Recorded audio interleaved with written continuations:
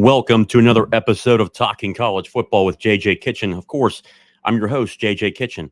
Guys, before we get into it, as always, if you're on YouTube or if you're on Twitter, on X, whatever you call it now, go over to the YouTube channel, subscribe to the channel, like the video, comment on it. Love to hear your thoughts. The conversation's always good, and that's why these Sunday conversations are so much fun as we really get into it. And of course, guys, the big topic of today, tomorrow starts spring practice for Pitt football. There's plenty of headlines, plenty of position battles, how our grouping's going to look, things of that nature that'll be really interesting to watch. But more importantly, an entirely new offense, new offensive coaches. What does that look like? The defense is really what Pat Narduzzi has been known for. What is the defense going to look like this year? Obviously, with a new defensive line coach, those questions are all going to be had. But before we get into it, guys, always, and of course, the show is sponsored by Colonial Beer, located at 4986 Library Road in Bethel Park, PA, 15102. Guys, again, they're run by two great Pitt men, two people that I know personally. They're really good people, but more importantly, when you go in there, incredible customer service, plenty of different options, whether there's light beer, other heavy lagers, or IPAs. And of course, you got to have the fake slide Pilsner, which helps support the University of Pittsburgh, but helps support Alliance 412, which is the preferred collective of the University of Pittsburgh. Again, guys, Colonial Beer, located at 4986 Library Road in Bethel Park, PA, 15102. Again, tremendous place, great people. There's nothing better than supporting small business, but more importantly, having a way to contribute to the University of Pittsburgh, and that's through Alliance 412, which is the preferred collective of the University of Pittsburgh. And again, guys, Alliance 412, which is huge to the success of the University of Pittsburgh when it comes to athletes, but more importantly, when it comes to acquiring great talent and keeping great talent at the University of Pittsburgh. Guys, of course, as we get into it today, obviously, I want to shout out some of the people already in the comments section here. Obviously, Michael Jones, WR Pitt. Of course, always the best one starts off first. Hit the like button and subscribe, of course, as always. And before we get into the questions, obviously, shout out to Michael Jones, another one. I'm starving for some Pitt football news, even if it's only spring practice. I hear you, Michael. Believe me, it's been good. It'll be nice for me, for instance, to talk about something other than conference realignment. The NIL battles going throughout the college football circle.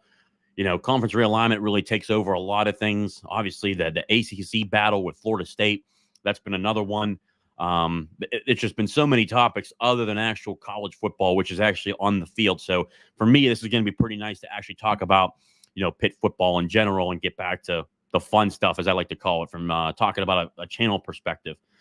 But guys, as we get into it today, obviously spring practice, there's plenty of different headlines when you look into it. I think one of the cool things is each year brings something different, bring something new. When you look at Pitt, obviously there's a lot of discussion in terms of, the offensive line, obviously quarterback.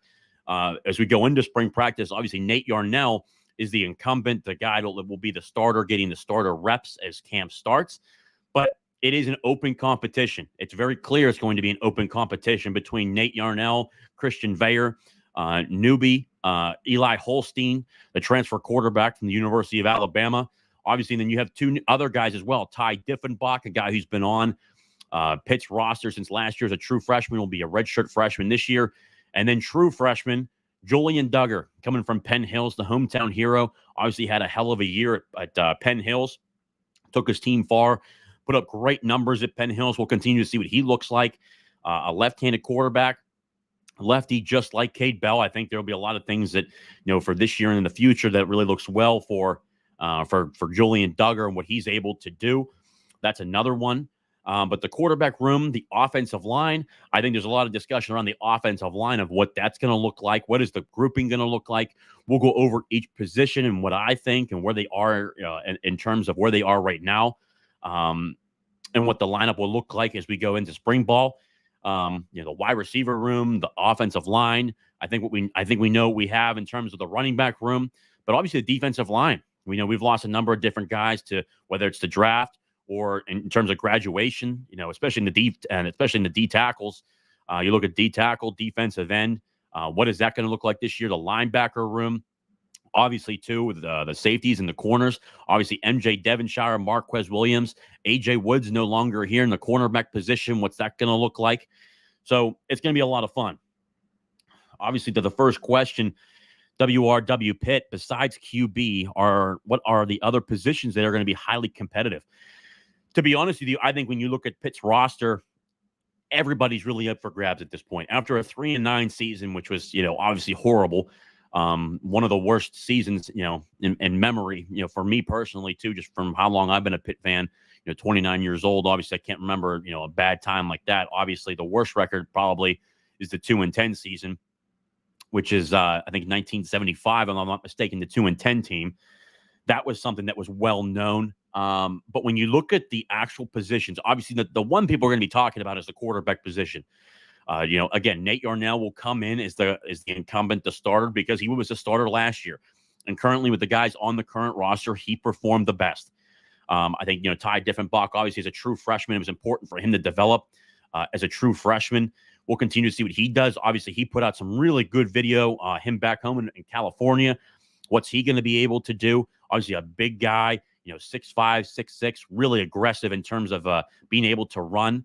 It's funny, he was obviously quarterback for his last year in high school, but he was a wide receiver before that. So his agility, he's obviously very agile, got a very strong arm. He'll be one to watch. What does he do? Obviously, you have Christian Veyer back again. I think, when you look at a pretty ball, he throws a tremendous looking ball. I mean, I think when you look at him, in terms of all the quarterbacks, he probably has the best spiral. But the question is it coming down to, reading the defenses, but more importantly, lacking, keeping the turnovers low. I think that was really one of the big things we heard about going into camp last year. And it came to fruition when he got his chance. You saw a lot of turnovers. You'd like to see him get that down. Obviously, Nate Yarnell, who was third in the depth chart, comes in and becomes a starter. I thought he did a great job against Boston College. I thought he did well against Duke. Duke wasn't a victory for Pitt.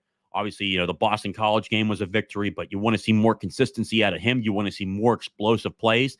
I think that has something to do with more of the offense itself. Now, this is going to be a very different offense this year. Cade Bella, this is going to be a lot different.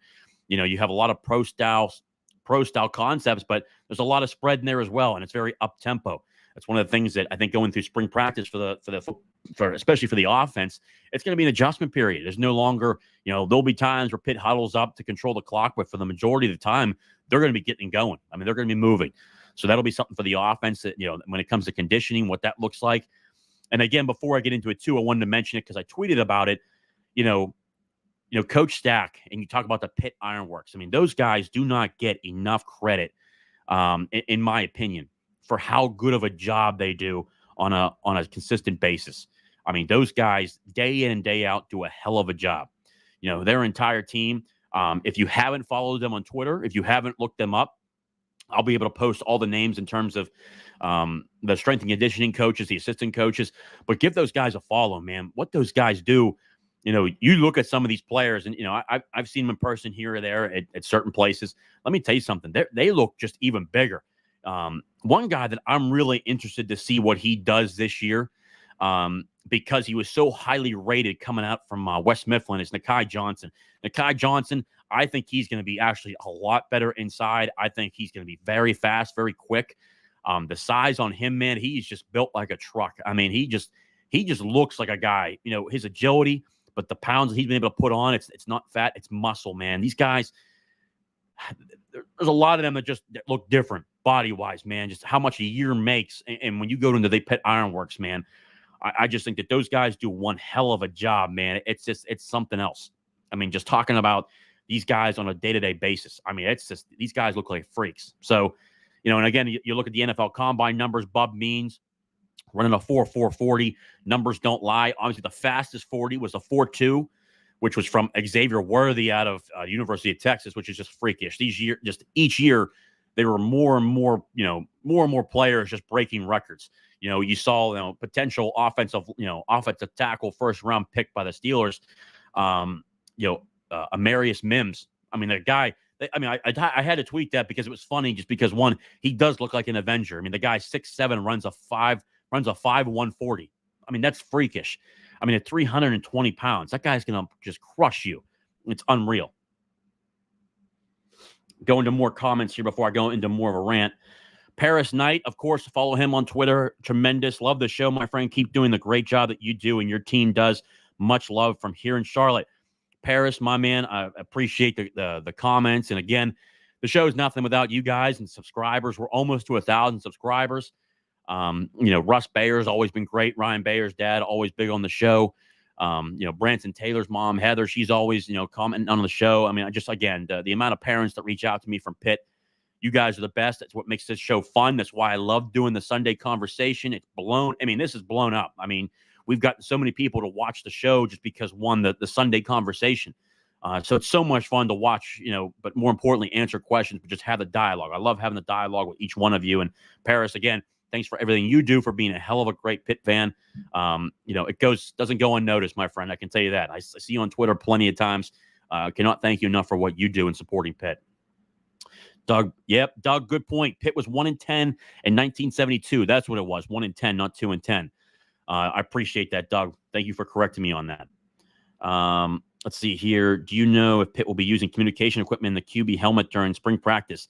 That's a good question. I don't know that. I kind of hope they do. Pat Narduzzi has been a very big component of that, has talked about why it's important, especially too, you saw with the Michigan debacle and stealing signs. I don't think the stealing signs portion of it was a big deal.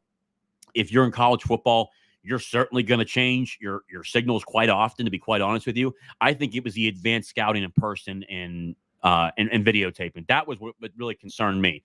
If you're videotaping, in person, especially these games, and you're watching what they're doing, especially on the sidelines, in-person scouting, I don't like that kind of stuff. That's definitely cheating. So, that's Michigan. But I think that, honestly, Doug, I hope they do use it in the spring, but I do expect them to use it during the season. When it comes to in the actual season in the fall. So I would kind of think that they're going to do something here this spring, just to have a test run to go with it. So I kind of do expect them to use it, but obviously I'll ask around and ask about that. But I do not know for certain if they're going to use it in the spring. What is the likelihood that Shadarian Harrison plays in the cornerback room and potential starting lineup? This is a very good one. And again, it's funny. It's kind of funny when I look at all the notes here I have from what we're going to break down a lot of the depth chart tonight. Shadarian Harrison is a guy that was highly recruited out of Florida, down to the last minute, was very sought after between the SEC, the Big Ten, and the ACC. To be honest with you, I think that he's going to be in the cornerback room or in the safety room. I think he can play both. I think right now he's in the safety room. You got P.J. O'Brien back there. You've got Javon McIntyre. Donovan McMillan, who will go in as a starter this year, had a hell of a season. Hometown hero out of Peters Township. Obviously, I know his dad. He's a football coach. His son, his dad's a hell of a football coach. He was my defensive coordinator at Mount Lebanon back in the day whenever I played there. Tremendous football coach. You've got those three back there: Javon McIntyre, Donovan McMillan, P.J. O'Brien, and Shadarian Harrison. I think you've got those guys back there. But Shadarian Harrison could play safety or play corner. We'll continue to see what that looks like. I think Taman Lynham, the transfer cornerback from Nebraska, is going to be a guy who starts right away. I think just his intangibles are very noticeable. Big guy, big cornerback, a guy with speed, very physical, loves the press coverage, quarters coverage. I expect him to play a lot. Rylan Gandy, I expect to see him out there. Tamarian Crumpley, another guy I expect to see out there. There's plenty of guys, and we'll go through a bunch of this list, but I expect Shadarian Harrison to get playing time this year. I think that he's a tremendous football player, and it just comes down to learning the position. And safety position, I can tell you this, man, when you're the free safety in Pitt's defense, man, you got to know what exactly is going on. That's basically the DeMar Hamlin position where, Eric Hallett. I mean, those guys were just through the roof football IQ that did a hell of a job. I think Eric Hallett is a guy that's a prime example. As time went on, man, he really started to show a lot more. And then you saw it really just at the end of and I was so happy for him when it came to the ACC championship game in 2021. Multiple interceptions, just tremendous football plays. Was the MVP of that game. I was so happy for him.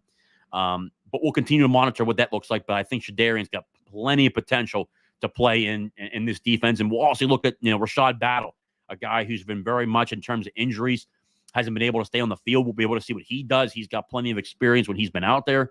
He's another guy to watch. So we'll continue to watch and see what they do. Another question here. How are the players who were injured last year coming along? Are any of them going to be participating in contact drills? One guy that I'm really interested in watching as it goes on, I'm really happy to have him back, is Ryan Jacoby. Ryan Jacoby had a hell of a camp, spring camp and fall camp. When Pat Narduzzi recently talked about it, he talked about it recently, but even back last year during the fall, he was having a tremendous year.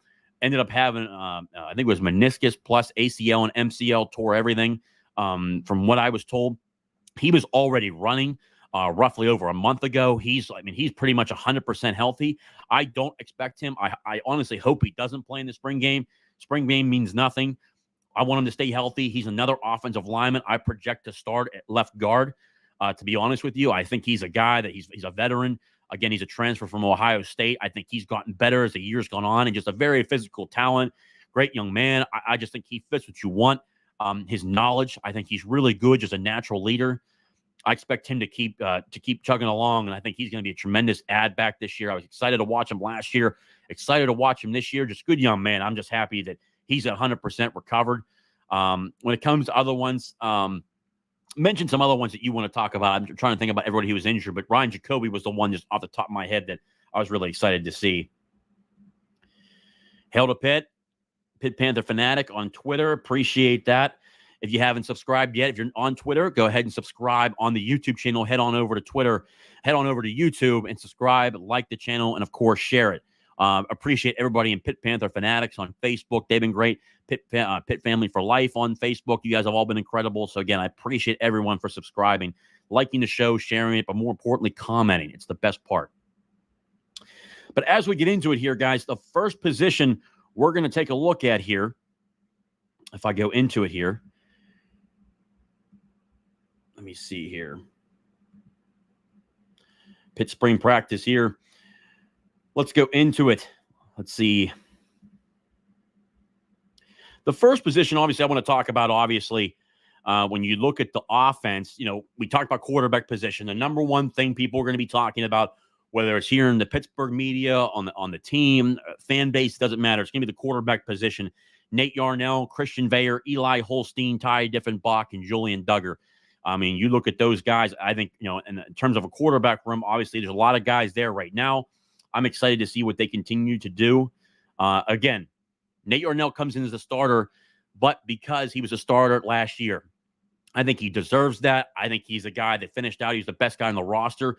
The one guy that I truly believe that people should really look out for is going to be Eli Holstein. Eli Holstein, he just has the intangibles.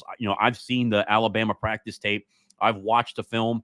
I thought he was really good coming out of high school. In terms of his athletic ability, he's a quarterback that runs a 4.5 40, extremely strong arm, very big and physical athlete. His agility is incredible. I think he's going to be a guy that battles and works his way up the depth chart. I wouldn't be shocked if he starts near the bottom to begin with, just because it's spring practice and the guys are already there. Nate Yarnell, a guy that I think he does the job. He does the job. I think he's got a good arm. I think he does a good job. And for instance, I love his competitiveness. I love what he's able to do competing wise. When you look at him from a perspective of, he's a guy that what you're going to get. He's almost like the standard is the standard at this point. The guy's going to perform when he needs to. He's going to understand the offense. His football IQ is through the roof. I'm excited to see those two compete. Again, Christian Veyer, a guy, you saw spurts at times, obviously the big win against Louisville, a ranked win when Pitt was looking just horrendous throughout the year. He comes in, gets a W. It was obviously, it looked like a monsoon that game against Louisville. He did a tremendous job. Pitt put up, for the first time all year, 30-plus points. He throws a tremendous ball, but the question is that he needs to work on his less turnovers.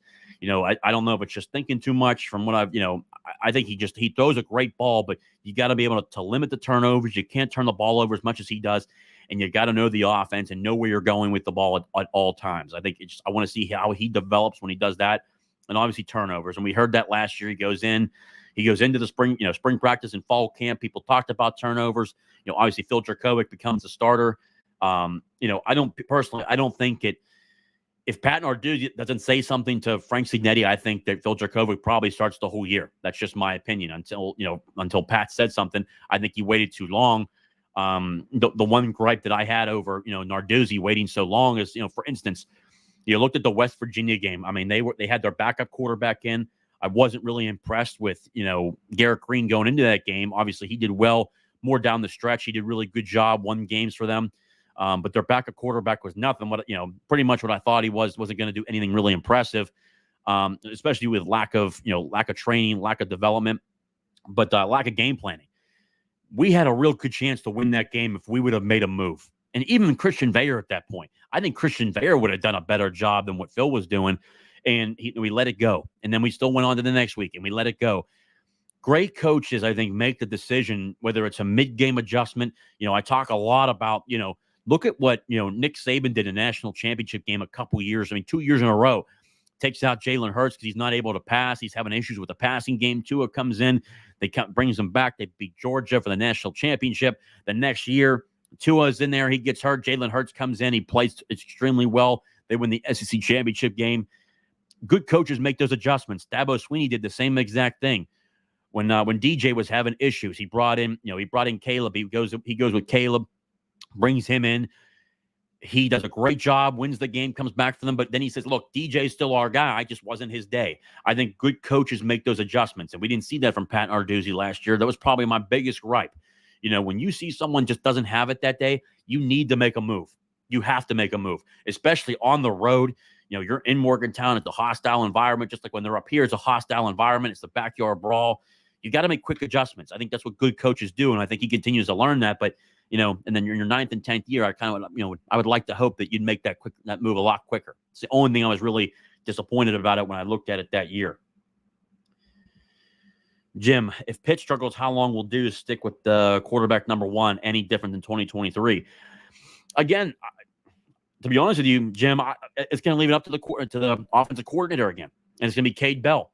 I think Cade Bell is that guy. He's a lot different than what Frank was. Frank and Phil had a relationship dating back to Boston College, the Pittsburgh area. Frank lived in Pine Richland. He knew Phil Dracovic even back when he was in high school when he recruited him to Boston College first before he went to Notre Dame. There was those conversations. I think it's still going to come down to Cade Bell, but the one thing about Cade Bell is very noticeable. He's very confident in his system. He knows what he wants. He knows how he wants it done. But he also talked about, and I love to hear this. I'm telling you, I was like, thank God someone said it. He talked about stepping on people's necks and finishing the game. Not winning by 3, not winning by 7, not winning by 10, but winning by 2 or more touchdowns. We need more of that this year. And I was so happy to see, an offensive coordinator, offensive. If you have an offensive coordinator who's conservative, you're not going to score points. It reminded me, Matt Canada when he came to Pitt. Obviously, Pitt scored a multitude of points. It was never in doubt whenever we were scoring points. He wanted to win by multiple scores. Mark Whipple wanted to win by multiple scores. Cade Bell wants to win by multiple scores. It's just the route of college football. It's becoming harder and harder to play defense just because of targeting rules, penalties. It's just getting harder and harder. So you got to be able to score.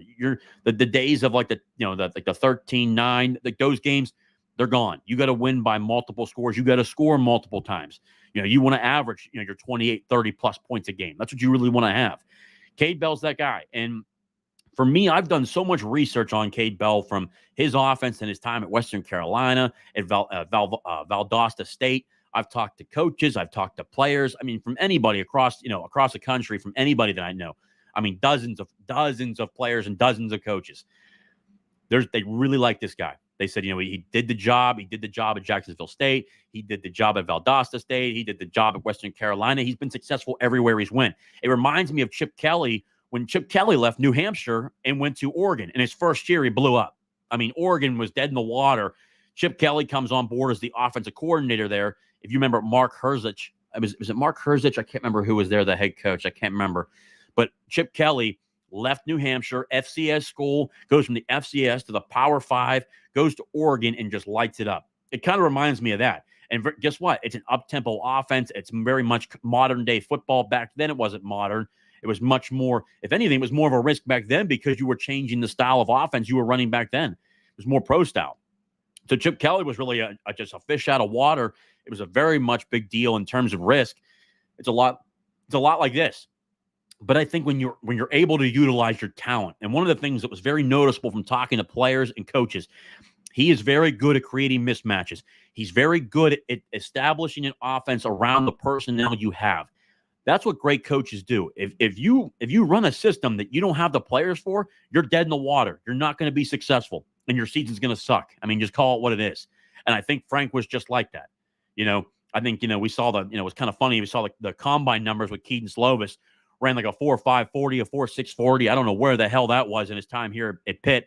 I talked to a couple of friends of mine who are BYU guys. They said, I don't know. They don't know where the hell that was at BYU, but I digress.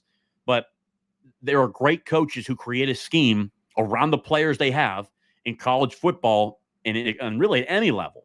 Matt Canada was good at Pitt because he created a system around Pitt. Mark Whipple, he created a system a little bit. It took him a couple of years. The first 2 years were rough. The third year came together with talent. But, Matt Canada is he's a college coordinator. He's able to work with, what he has around college. We've seen him in the NFL. He was horrific in the NFL. He's just not, that's a whole nother level. And I don't know why he ever went to the NFL. His system is just not good enough in the NFL. You can't have a one-read system and be successful in the NFL. Just how it is. He'll get a job again in the college football, but he was an example. I think Jim Chaney did a good job with James Conner and Tyler Boyd and Chad Voitik and Nathan Peterman. I thought he did a good job with them. Jim Chaney, Matt Canada, Mark Whipple in his third year, and then I think Cade Bell's going to be a guy. And I've told people numerous of times too, when you're a coordinator, you want to bring in the guys that you're very comfortable with to start your system and jumpstart it. The players don't know your system, so you get to bring coaches that know it. I think, Jeremy Darveau, the offensive line coach, is huge. He knows how he wants the offensive line blocking in the scheme, how to work. So he's going to be there. J.J. Laster, FCS wide receiver coach of the year. Talked to numerous people between, Western Carolina, Old Dominion. They said he's going to be a big-time coach. There are going to be guys after him here in a year or two. So, but, we'll see. There's just people's opinions. We'll see what it looks like. There's always a room to be complacent with it or to have, real question marks about it. So we'll see. But I think overall, when it comes to the quarterback room, it's going to be down to the coordinator again. And it's just what Pat does. And I think that, that's why a lot of coordinators like to, especially offensive coordinators like to work for him because they're going to make their own decisions. When it comes to another positioning group here, let's go take a look at the running back room. Obviously, you have Rodney Hammond. You still got Daniel Carter there, but obviously I think it's going to be Rodney Hammond, Desmond Reed. You've got Derek Davis. I'm excited to see what Derek Davis does this year. New running back coach Lindsey Lamar talked about how one of the first things he noticed is that, a leadership role was Derek Davis. One of the things that I thought was a little bit of a mistake by Andre Powell was like saying that Derek Davis is just a power back. He's not a speed guy. Derek Davis is both. He's a speed guy and he's a power guy. Lindsey Lamar talked about how during the limited practice times they have during the week, I think they have maybe it's an hour or something like that. I mean, maybe once or twice a week.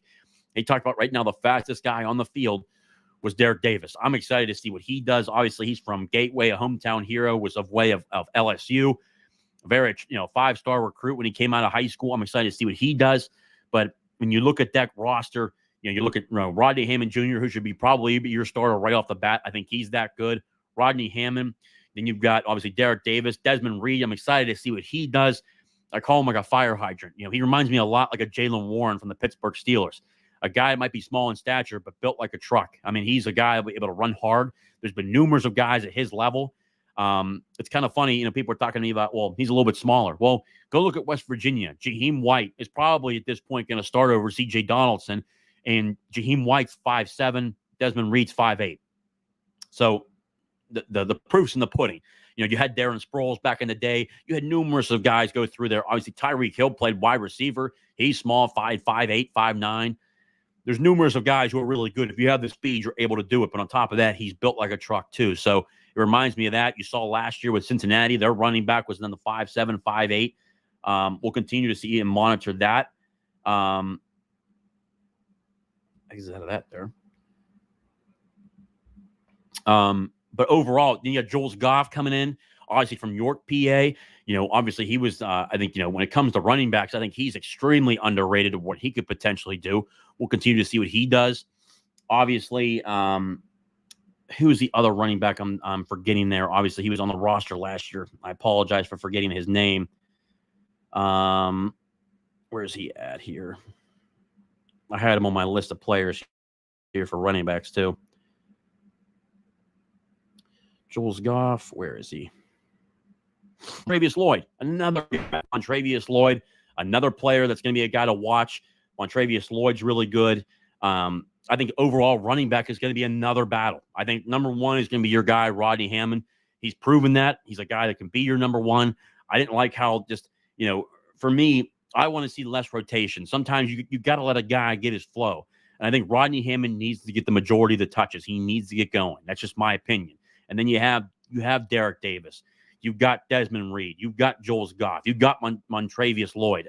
You've got your guys there. Then rotate those guys in. But you want a guy that's really good in terms of what you're going to get, and especially too pass blocking. You've got to be able to block. You've got to be able to know your system and pick up in pass protection. Because if you get your quarterback killed, you can't be in the game. It's kind of why I like Lindsey Lamar's comment. No block, no rock. It's that simple. So I like that. I like that comment too. Question here about the running back room. Will Rodney get the bulk of the carries? I would say yes.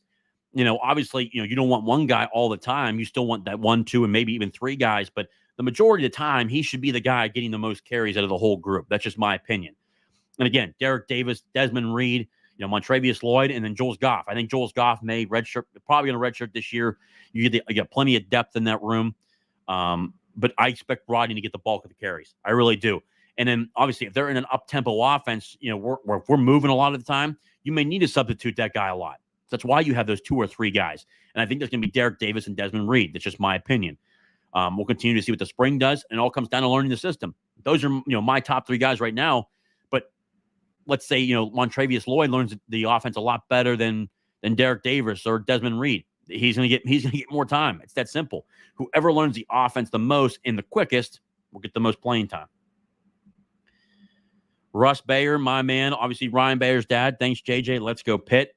You're the man, Russ. Again, appreciate him for everything he does. Again, if you haven't subscribed to the channel, if you're on Twitter right now or on X, go over to YouTube, subscribe to Talking College Football with JJ Kitchen. I really appreciate it, guys. And again, our Sunday conversations are already great. I'm going to try to move it a little bit quicker here. I'm going to too much depth with each one of these rooms, but we'll continue to keep going. Talk is Pitt. Do you think Jacoby starts this year after missing all last year? You know what? Let's get into that comment right there. I think it's a great, because it's honestly probably one of the biggest position groups that I look at in terms of what is it going to look like this year. And to answer your question, yes, I think he starts at left guard. I think when you look at the offensive line, for me, I think left tackle is going to be Branson Taylor, returning starter. I think a guy who's ready to take that left tackle position. I think, Ryan Bayer could also play left tackle. We'll continue to see what they look like on both sides. But regardless, those are going to be your 2 starters. Left tackle is going to be, Branson Taylor. Left guard, in my opinion, is going to be Ryan Jacoby. At the center position, I'm very intrigued to see if it's going to be, Terrence Moore. Is it going to be Lyndon Cooper?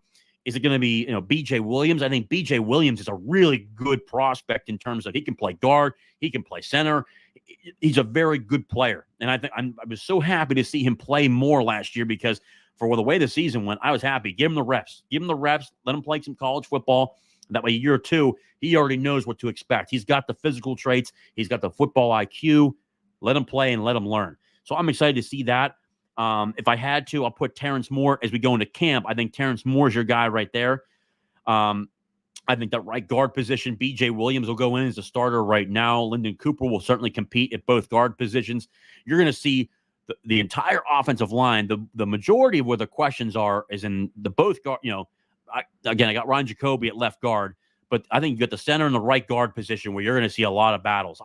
I think B.J. Williams starts at center or guard, just in my opinion. I think he's that good. I think he's got the physical traits.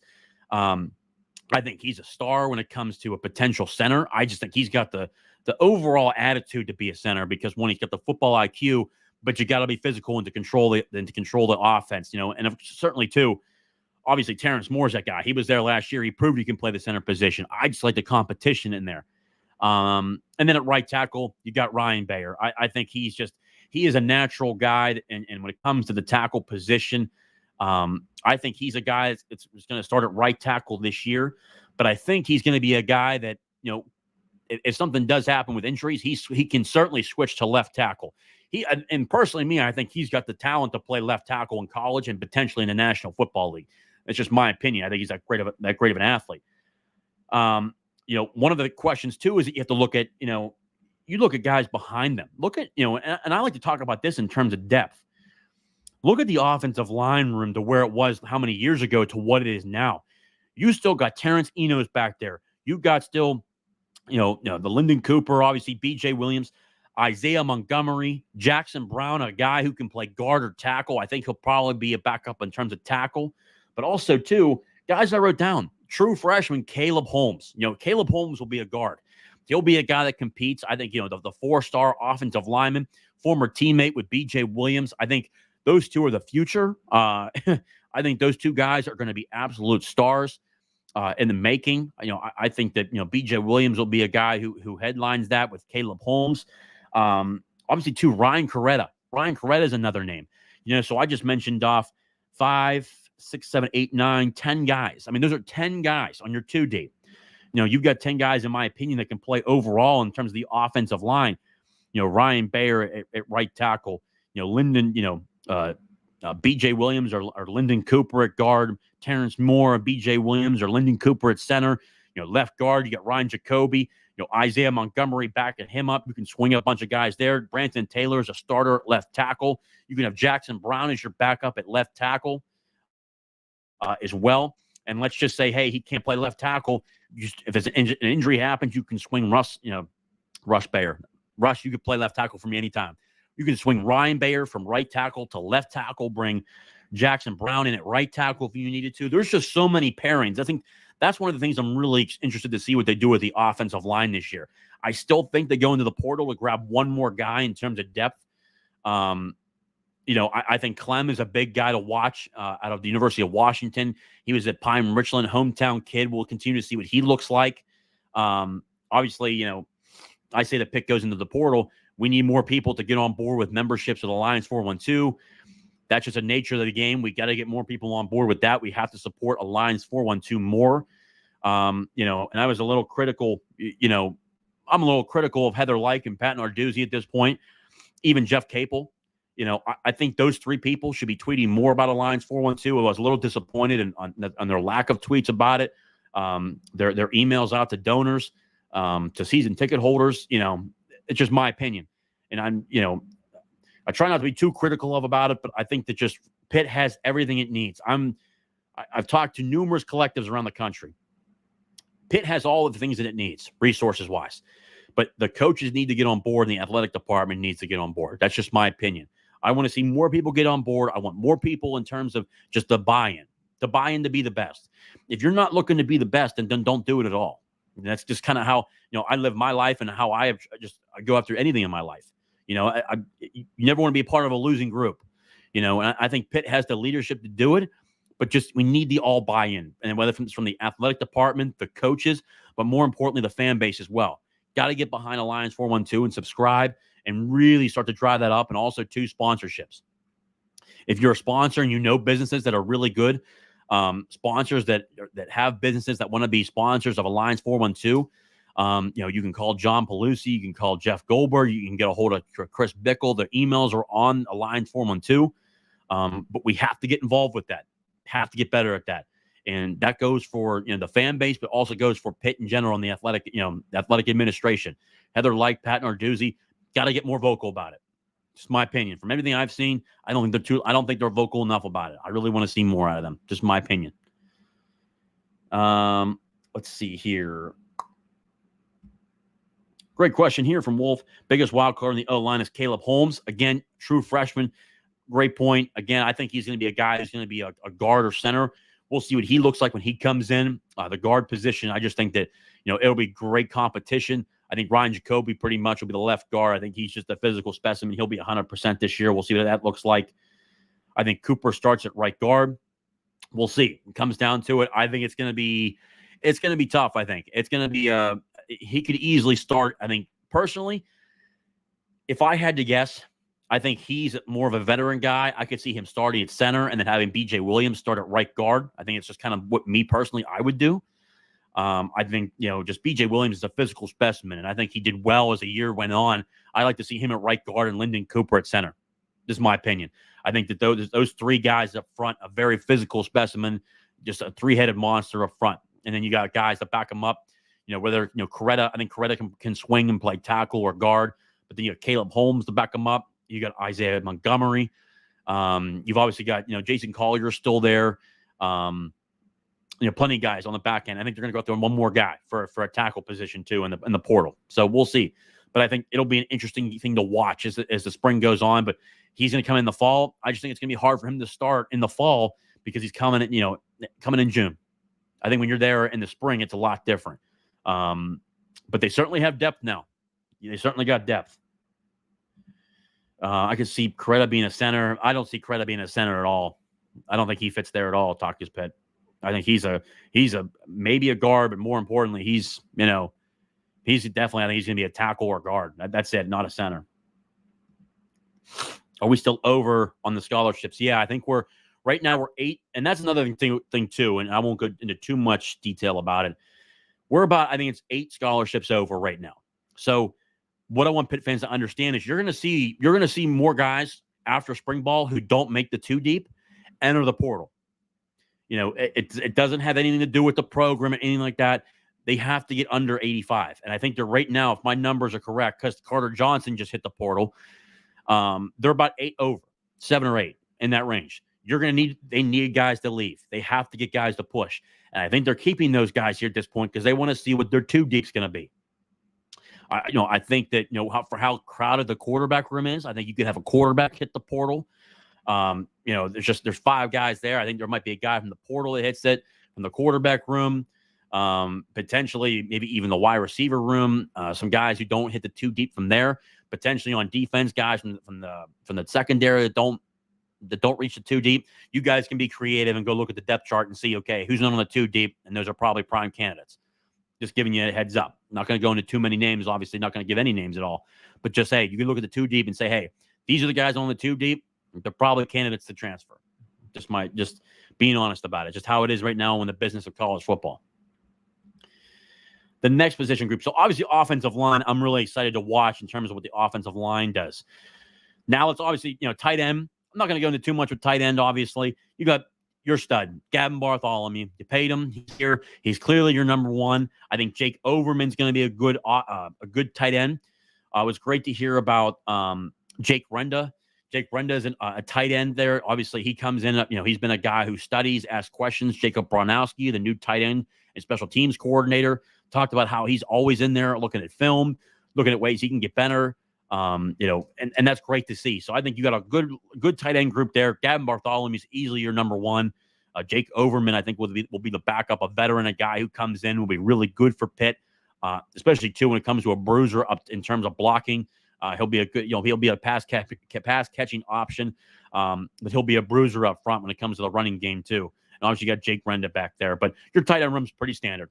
Gavin Bartholomew is going to be your guy, and he should be your guy. This is how it is. Now, last on the offense, the wide receiver position.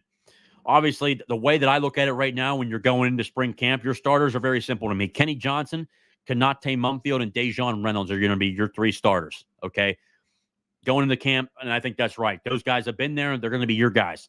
The guys that are going to compete with them, obviously, are the 2 guys who just came in, on top of the younger guys that are also there. Obviously, Raphael Poppy Williams Jr., Sensory Lee, CJ Lee Jr., he's going to be there. Those 2 guys will compete. Jake McConaughey, he's still there. But I'm excited to see guys like Zion Fowler. I think Zion Fowler is a hell of an athlete. I think he's going to be really good here in this system. Fits him really well. Lamar Seymour out of Miami, Florida, a guy that came in early, a guy I can think will be really, really good, great route running, a guy that's going to be good in this system, I think. Izzy Polk, another guy that's back there.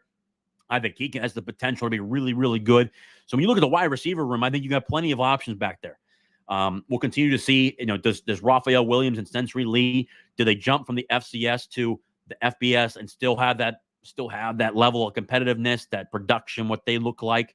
I think they will. They're smaller. They're smaller guys. I think CJ Lee is taller than Raphael Williams, but you talk about, you look at the film with Raphael Williams. He's a very good route runner, crisp, clean, very fast. When you look at guys, people say, well, they're small. It's Power 5. We'll go look at the guys in the NFL that are very, very small in stature, but are really, really good route runners. You still had you had the Wes Welkers, the Julian Edelmans, the guys that weren't all the ultra fast guys. They were smaller but great route runners. They were really good. Antoine Randall back in the day. Obviously, you had Tyreek Hill, who's a freaking nature with speed. It's hard to compare anybody to him, but small in stature, able to run routes, looks really, really good. There's plenty of different options. Obviously, Darren Sproles, he was a running back / hybrid with wide receiver, another guy. We'll continue to see if they jump from the FCS level. That's the question I have. What do they look like facing FBS Power 5 big boy football? That's kind of what I want to watch. But going into spring camp, Kenny Johnson, the future of that wide receiver room, I think he's that good. He's a Pitt man. Great family comes from. I'm just so happy that he's here for the long term.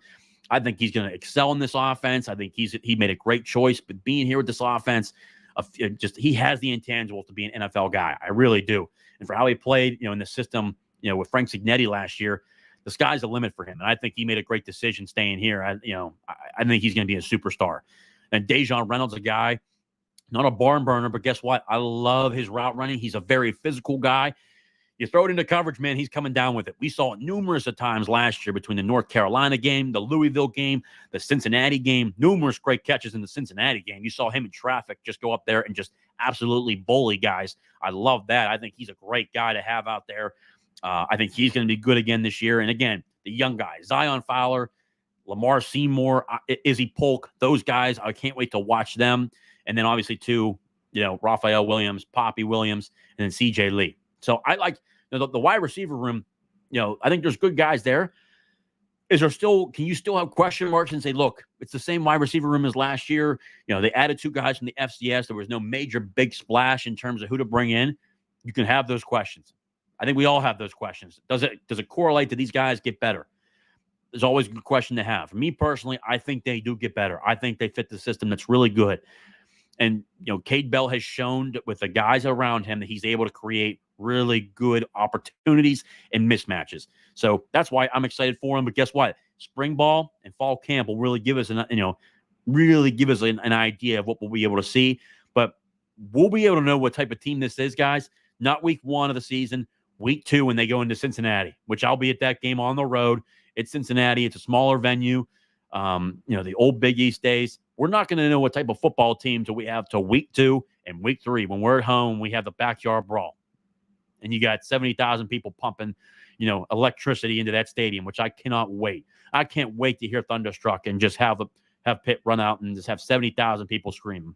Can't wait for week 3, to be honest with you. Let's see here. Some other questions here. Will, another guy who's always here. Do you see Kenny Johnson making that sophomore jump that other standout Pitt wide receivers made in the past? Yeah, I do. I think he does, man. Tyler, you look at guys like Tyler Boyd, for instance. He was just a stud as a freshman. I think he starts to make that Tyler Boyd look. You saw guys, especially too, when you see those sophomore jumps when they've been here and they stay here for the long term. I think Kenny Johnson's that next guy. I think he's the future of that wide receiver room. Just my opinion. Konate Mumfield's a veteran that's back. I think it's about time he got an offense that's going to be explosive for him. Personally, too, especially year 3, I'd have loved to see Konate Mumfield with Jordan Addison in that offense, man. Konate Mumfield would have been a freak in that offense. He's going to be good in this offense. It's going to be aggressive, downfield passing attack. You're going to be up-tempo, a lot of opportunities, a lot of plays run. These guys will be good. And I see Kenny Johnson making that big-time jump. I really do. When you watch the film from high school to college, just from high school to college in that first year, and you saw each game go on, and he wasn't a starter at the beginning of the year, but by the end of the year, he was a starter. He's going to make that jump. And it's going to be a fun offense to watch him in, to be honest with you. Could you imagine Bub Means in this new offense? Means would easily have been a day 2 pick. I don't like to see Bub Means in this offense, but there were just times I just think Bub, sometimes I thought it wasn't just a system. There were just things that Bub was missing on. And I didn't know if it was lack of development or what was going on, but Bub had all the intangibles, and you see the combine numbers. He's just a freak athlete. The speed, 4.4 speed. You saw it towards the end of the year. I just think he's got so much potential, but he just didn't reach it, during his time here. I'd have loved to see him in his offense. Big play opportunity for sure. But there were times last year when there were just jump balls that he just wouldn't come down with, or, there was against the Cincinnati game where Dracovic makes that jump ball in the beginning of the first drive of the game. That's an opportunity to grab that ball and stay in bounds. He just continues to drift out of bounds. The ball's in play, but he's catching the ball out of bounds. There were some plays that were just mind blowing to me sometimes. It just like, man, this kid could be so good, but just the plays, it just wasn't getting there. I don't know what it was, but I think one more year here would have certainly helped him. I thought he would have been at least a day 2 pick. He's got all the intangibles, and he's a physical specimen, man. You look at him, he looks like a pro NFL wide receiver, man, and his numbers show it. All right, so let's go to the defensive side of the football. We covered the offensive side. We'll jump into here, and obviously we'll start to go a little bit faster. Number one thing, the defensive line. What does the defensive line hold for us? I think obviously your starting defensive end, on your it depends on each side. Probably that'll be up to Narduzzi and them, but obviously you'll have Dayon Hayes probably on your left side. I would think Dayon Hayes being your starter. I think on the inside you have the potential. This is going to be a lot of fun on the inside. The inside, you're going to have guys like Nick James. I think he's going to be a starter right away. Former 4-star defensive tackle out of IMG Academy, went to Indiana University last year, had a great connection there as a true freshman. Could have seen time there, but was a true freshman, comes here. We'll continue to see what he looks like in terms of his development. He'll be a redshirt freshman. He's got 4 years of eligibility. I also would like to see Sean Fitzsimmons. He'll be a redshirt sophomore this year. I think he jumps up. I'm excited to watch Nakai Johnson. I think, as a redshirt junior, I think he's making a great move to the inside. I think that he has so much more potential with his size and his speed. Highly rated out of West Mifflin, a 4-star recruit. I think, watching him on the inside will be a lot of fun. I think he's got the intangibles to be a quick guy and to be a pass rusher and to create those sacks up the middle. I think he's going to be a good guy. You still got Elliott Donald there. We'll see how he progresses this year. But also, too, you look at the young guys coming in this year. Obviously, Francis Breu, excited for him. Obviously, a guy who's also there. I think this guy's going to get time this year. I know he is. Isaiah Ghost Neal, he's going to be a guy that gets time this year. Obviously, 4-star defensive tackle addition this year, Jasir Whittington. I think he could potentially see time as a defensive tackle this year. You've got Ty Uhas, defensive tackle out of Pittsburgh Central Catholic, hometown hero. I think he can play defensive tackle or defensive end. He could be a swing guy. I think Elliott Donald could be a swing guy, defensive end or defensive tackle. And then obviously, too, on the other side of the defensive end wise, you got Nate Matlock, a senior transfer from Kansas State. I think he'll be a starter whenever you get there. We'll see how he continues to develop. I think Jimmy Bear Scott, the Bear man himself, he's a redshirt sophomore. I think he's going to be – you saw him continue to progress as the season went on at defensive end. He'll be another guy to watch. You got Nate Temple back again this year. You've got Bam Brema. But obviously, too, you got David Ajubwe. He's another guy. The guys I'm kind of watching on the defensive end when it comes to players to watch are Dayon Hayes, Nate Matlock, David Ajubwe, Jimmy Scott. I think, you could potentially have what's his name? Elliott Donald, be able to switch and go on the outside. You still got Bam Brema, a redshirt senior. He's back this year. A lot of opportunity there. And I'm really excited to see because it's still going to be the same thing. The defense, even though we lost Charlie Partridge, the defense remains the same. It's aggressive. It's going to be an aggressive style defense. Obviously, Tim Doust, the new defensive line coach of way of Eastern Carolina, obviously was well known at Syracuse in his time there recruiting and developing guys. Obviously had 2 NFL guys there go to the National Football League. He knows, obviously, he worked with Pat Narduzzi at Northern Illinois as a graduate assistant, and he was also a graduate assistant at Cincinnati when Pat Narduzzi was the defensive coordinator there. Obviously, Mark D'Antonio was the head football coach at Cincinnati there with Pat Narduzzi before they went to Michigan State. He knows the system. He knows what he wants. And from everything I've heard from talking to people, he's a football guy, man. He's a football guy down to heart, great guy. Very much in terms of high motor, very, very big guy in terms of high motor guy, electric when he's coaching players, a player's coach for sure, builds great relationships. So we'll be able to see what he does. How does he rotate? You're going to still see, I think, really, you're still going to see 8 guys going into the game. You're going to have a 2-man system where you're really going to have 4 guys to start the game. But for how Pitt plays and they want fresh guys, nothing's going to change. Narduzzi's still going to do the same exact thing. You need 2 deep. You are potentially even 3 deep. That's the great thing about Pitt's defensive line. Okay. And obviously, too, one guy to watch on the defensive end side, too. Sincere Edwards is going to have a legitimate shot to get playing time this year. I think the 4-star defensive end out of Orlando. Obviously, we were able to flip him from UCF. That'll be something to watch as the offseason goes on. Are we able to keep him? Does he hit the portal after spring ball? If he doesn't see his opportunity here, we'll be able to watch and see what that looks like. But obviously, he was here because of Charlie Partridge and the defense. That's something to watch. Obviously, he loves the defense, and you saw him talk to the media and said, "Look, I love the new coach, and I love this defense. I love the aggressive style defense. And the one thing that's very noticeable about Pitt, it's getting vertical. You're not playing horizontally to keep the line and to hold your ground. You're playing vertically to get after it. That's the one thing that's been very noticeable about these defensive linemen is that they're going to get aggressive. They're going to get very vertical. You want to create plays. You're playing in the backfield. We want tackles for loss, and we want sacks. We're not playing at the line of scrimmage. We want to create the push and get upfield vertically. Not, last year you saw a lot of, they were trying to get vertical, but just younger guys, they were having issues to where they were playing really horizontal and almost getting pushed back a little bit. This year, let's get back to playing Pitt football, getting vertical, getting into the backfield, creating fast plays and just understanding what their assignments are, continuing to be in their assignments and playing sound football. Some comments here. My man, Hall of Fame college football with Jason and Coach Jason Watkins. Guys, if you haven't subscribed to his channel, please subscribe to his channel. Great guy. I go on his show quite often because he's a great guy, and so is Coach. I love them. I got to get him on my show eventually here. I keep saying that, but it's just been so busy. Got to get them on here. But if you haven't, please go ahead and look at their channel. It's a Hall of Fame college football podcast with Jason and Coach. Go give them a look. My man, Chicken 1515, Jason, hope everyone is having a great weekend. We are, brother. Thank you so much for tuning in as always. And, of course, Boomer Sooner. Back to what I was saying, though. You look at the defensive line room, I think it's going to be really a lot of fun to watch as you look at the defensive ends, but more importantly, the tackles. What does that tackle rotation look like?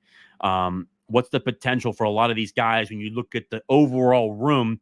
You look at Pitt's D-line room, man. I mean, you're still going to rotate 8 guys. I still want to see personally, what does it look like for the starters, but then obviously to the rotation-wise. Again, your defensive tackles, you get a lot of young guys.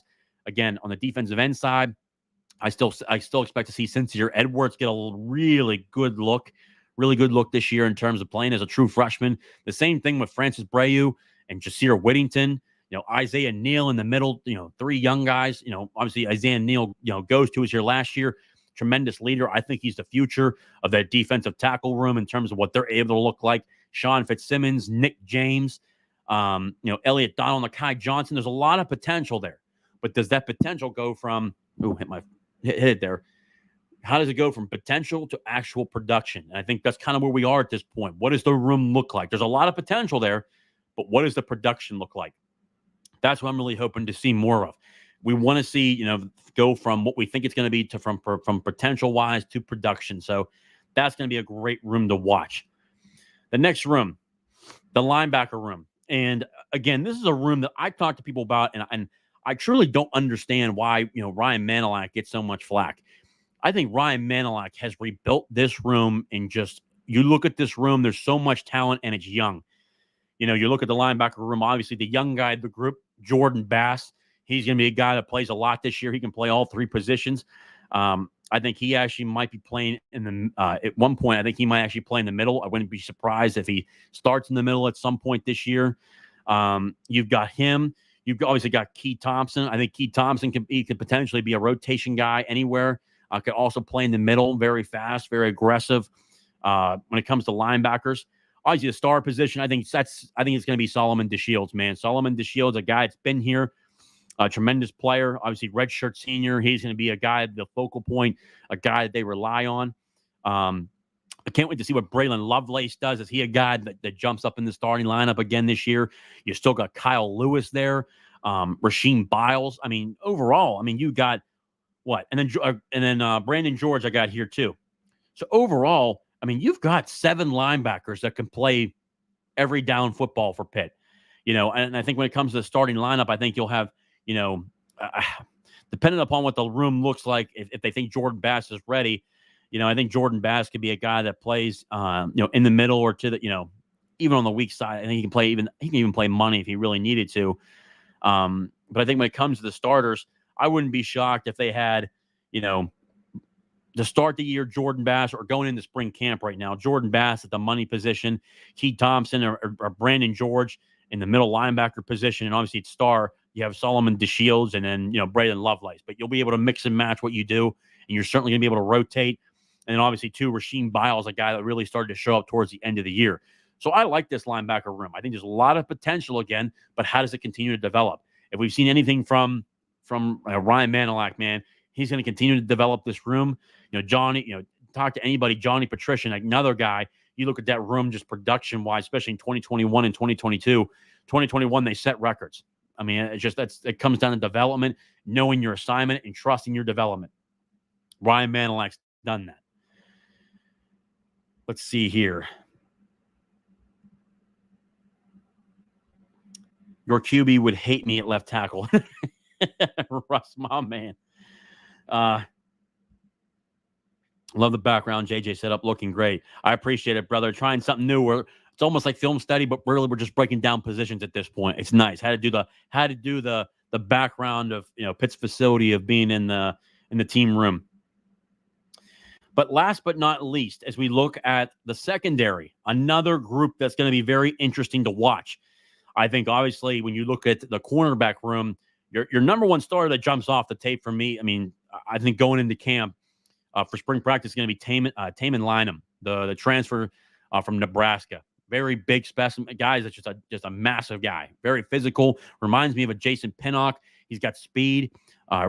Works really well on the outside. Very physical. Loves the quarters defense with no help over the top. He's playing press. I think he's going to be really good. I think you also got to look at a guy. Who do I have here? Ryan Gandy. He's going to be another guy to watch this year. I think he's going to step up this year. Another guy on that side. I think you got Noah Bigelow. And then you have Tamarian Crumpley. I think those are your 4 guys you're looking at. Taman Lynham, Rylan Gandy, Noah Bigelow, and Tamarian Crumpley. And then you got, obviously, too, you can't forget about Rashad Battle. I think those 5 guys you've got as a cornerbacks as you continue to go into the season. Let's see. I'll be interested to see if they try to add somebody else in the portal to create more depth. But you got 5 guys right there. You've got guys coming in from this recruiting class as well. I think Shadarian Harrison can play safety or corner, so he can move back if they really needed to. But you look at the cornerback position, I think going in, your 2 starters are going to be, Taman Lynham and Rylan Gandy. And then how Pitt rotates, it doesn't really matter who starts because you're still going to get Noah Bigelow and Tamarian Crumpley in there. I think Tamarian Crumpley really came on board as the season went on, and so did Noah Bigelow. So those 4 guys and Rashad Battle, so 5 guys. I think you got depth there. I think they may add one more guy, or they're going to rely on a younger guy to step up, or move Shadarian Harrison between both. But that for me, that really goes to the next level where I have, and these guys can be rotatable at this point, but I think the strong safety position, you got to have, Donovan McMillan. He could, he's more like a linebacker too. He can be a guy that plays in the box, does a great job in run support. Obviously had a hell of a season, over 100 tackles last year. I thought he did a hell of a job. On your free safety position, you got to have, in your free safety, which is, to the boundary, obviously. To the field is Javon McIntyre. I think Philip O'Brien, he's going to be a guy that backs him up, I think, or at this point, those 2 are going to battle it out.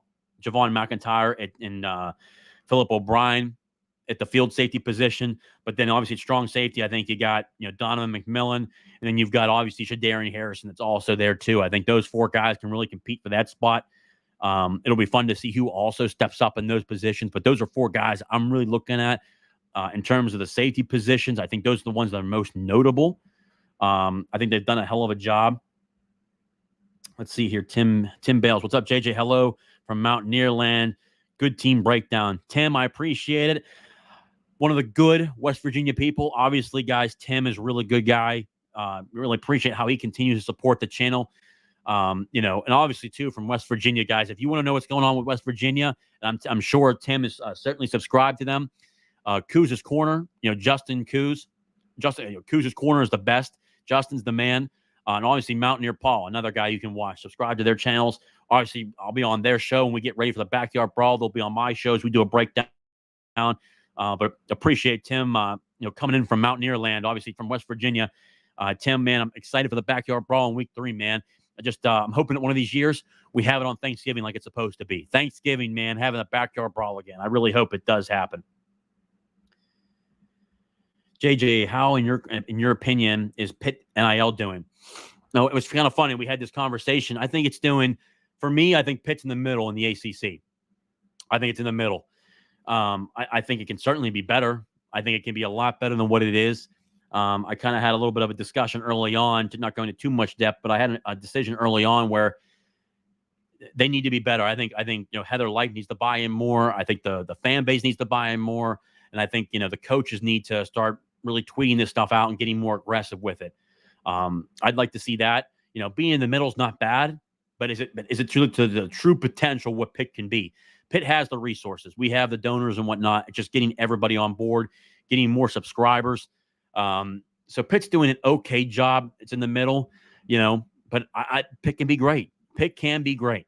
And as Rodney Hammond once said, we're Pitt. We're not scared of nobody. We're dogs. That should be the mindset of Pitt. We're scared of nobody. We're second to nobody. It doesn't matter what happens or what league or what conference we're in. Our job is to outplay you, work you, no matter what. We're going to be more physical than you. Just how we are. Growing up as a kid watching Pitt, man, we weren't scared of nobody. Even in the Dave Wanstead era years. Dave Wanstead had bad losses too, like every other Pitt coach, but he had great wins as well. But guess what? They were physical and they weren't scared of nobody. And Pitt should be scared of nobody too. And they should be getting after it. And I really hope the fan base really wakes up and gets on board. Subscribe to Alliance 412. Let's get after it. Let's be the best we can be, and let's dominate the ACC. That simple. Or if we leave the ACC at some point, if that happens, doesn't matter where we go. I don't care. Pitt can do it. We have the people. It's all about relationship building. It's all about people. And Pitt has the people to be great. It's that simple. Pitt can be great. We won the ACC without even having the top echelon of NIL. We still spend millions in NIL. We're spending millions of dollars. I can tell you that. But we can be better. And that's just how I view Pitt. Pitt, we're not scared of nobody. We're gonna get after your ass. It's just how we are. Might be a little off topic, but do you have any knowledge on Matt Zollers? I know this. He's being recruited by everybody. He's got Pitt right now in his top 10 or his top 8. I know that. He likes Pitt a lot. That's from what I heard. And obviously, Cade Bell is very much involved with that. Cade Bell is really leading that charge along with Pat Narduzzi. He's got Pitt in there, and Pitt will come down to the wire with him. I know that for sure. I know that. But then again, we'll see how they continue to do it. And eventually, I would bet my bottom dollar that NIL is going to get involved in it and what that looks like. And we'll see if the donors and the fan base gets on board with it. We'll see if they do. But, man, he's a hell of a prospect, Wolf HD. Hell of a prospect, and I think he's going to be really good. Anybody I talk to likes him, and he likes Pitt a lot. That's what I've been told. Right now, it's open season. Got to get aggressive in NIL. Exactly. And then guess what? Here's the thing. I've been telling people this too. You need the collectives to get going right now to just survive for 2 years, because in 2 years, they're all going to be employees. They're all going to be employees of each university. So then you're not going to be working just going to the collective and the collective to the school. You're going to be working just directly to the school, but you want to get everything flowing right now. So when that adjustment does come in 2 years, it's going to be easy. It's going to be effortless. They're going to be employees in 2 years. Get the hell after it right now and get aggressive with it. UL beat Oklahoma softball 7-5. Congratulations, UL. Oh, wow. Didn't know that. Wow. Let me see here. Do you see Dejon being the odd man out in the wide receiver rotation? No, I don't. I think with this rotation, because how fast they're going to go, how I see it right now is that your 3 starters are going to be Kanate Mumfield, Kenny Johnson, and Dejon Reynolds. I think those are your 3 guys in the incumbent. I think we're going to see how C.J. Lee and Raphael Poppy Williams, how they step up. I think you've got Zion Fowler. You've got Izzy Polk, Lamar Seymour. You've got them back there. McConaughey's still back there. I think right now your starters going into camp again. Kanate Mumfield, Kenny Johnson, Dejon Reynolds, because they've shown they've been here. But C.J. Lee and Raphael Williams are going to be pushing. And there's going to be rotation because Pitt's going to go fast. But guess what? There's plenty of competition in that room. Izzy Polk, Zion Fowler, they're all there. Izzy Polk, Zion Fowler, and then Lamar Seymour. They're all right there too. Plenty of competition. We'll see how it pans out. But guess what? Guess what it comes down to? Who learns the system the quickest and who learns it the best where they're free flow playing? They're just out there. It's secondhand nature. It's just muscle memory. They're moving and they're hauling ass. That's what it comes down to. Which players learn the system the best? Because the faster you learn the system, the faster you're able to play during the season. About a week ago, they were more than 50% installed already. It's time to see how they learn it. That's what it comes down to. You may not be near that long. Yeah, good point, brother. Zollers down to PSU, Pitt, Georgia, and Mizzou. April going to decide. Yeah, so I mean, that's what it was. His top 4. So he's got all the in-state guys in there. I expect, again, when it comes down into April, we'll see what he looks like. Obviously, in a couple months, but it comes down to those 4. Obviously, he likes all 4 of those. NIL's certainly involved in all 4 of those. We'll see what it looks like. But that's great company to be in, and they're all great schools right there, and they're all competitive schools. I can tell you that. And they're damn good. There's a damn good schools to have. I can promise you that. So no matter where he goes on that list, he's going to do really well. I can tell you that. The quicker, the better. The NCAA has fostered a culture of cheating forever, and it's time to do it right. Couldn't agree more, man. It's time to get on board. And to be honest with you, man, it's time the Power 4 broke away from the NCAA. That's just my opinion. I think the SEC, the Big 10, the ACC, and the Big 12 got to move on from it. Have a Power 4, create their own league, and boom, you're rolling. You are rolling, man. And then have the money to still support your Title IX. Because obviously you don't want to lose your non-revenue. I don't want to lose non-revenue sports. Those guys have their own dreams and aspirations. No reason to lose sports like that. And I think that's football's job is to make sure they continue to make money and support those programs. So I would like the Power 4 to really break off from the NCAA. Just my opinion. So guys, we are an hour and 12 minutes in. Guys, I cannot thank you guys enough for all the questions, all the comments. We got to break down each position. It's so great to have everybody on here, my man. It's so great to have everybody on here. I've said it over and over again that the channel is a lot of fun because of you guys. Everyone who has subscribed, again, like the videos, subscribe to the channel, Talking College Football with JJ Kitchen. If you're on X, I appreciate everybody for watching. If you're on YouTube, I'm appreciative for you supporting the channel and continuing to subscribe. The show is great because of you guys. And the Sunday conversation has become a weekly phenomenon, to say the least. And I appreciate everybody. I appreciate all the player parents, the Pitt parents that continually support, BJ Williams, I appreciate, Russ Bayer, everybody that's involved, all the players that watch the show, beyond thankful. Again, subscribe to the channel as always, guys. Appreciative for everything, what you guys do. Let's see here. Yeah, remember to hit the like button, please, and subscribe. Great show, bro. Thank you, brother. Don't be a hoe. Share the show. Remember that, guys. Thank you, JJ Horns down. Of course, I just gotta give it right now. Just give it before the season starts. Brother, looking across college football, we have the lone remaining primetime rivalry left. That not Big 2. We need to definitely move the rivalry weekend for both conferences. Amen, brother. You know what I mean? I have number 1 up there. I have, Ohio State and Michigan. Obviously got Alabama and Auburn, but the backyard brawl is right there in the top 5 for me. If it's not top 3, Pitt and West Virginia. It's a hell of a game, and that's why it gets over 3.5-4 million viewers every single time. It just shows you college football is the lifeblood of just the rivalry games. Rivalry games are the lifeblood of college football. Just how it is, guys. Again, don't be a hoe. Share the show. And again, beyond for every single one of you for tuning in to another episode and another Sunday conversation here at Talking College Football with JJ Kitchen. Again, guys, thank you guys so much. And as always and forever, hail to Pitt.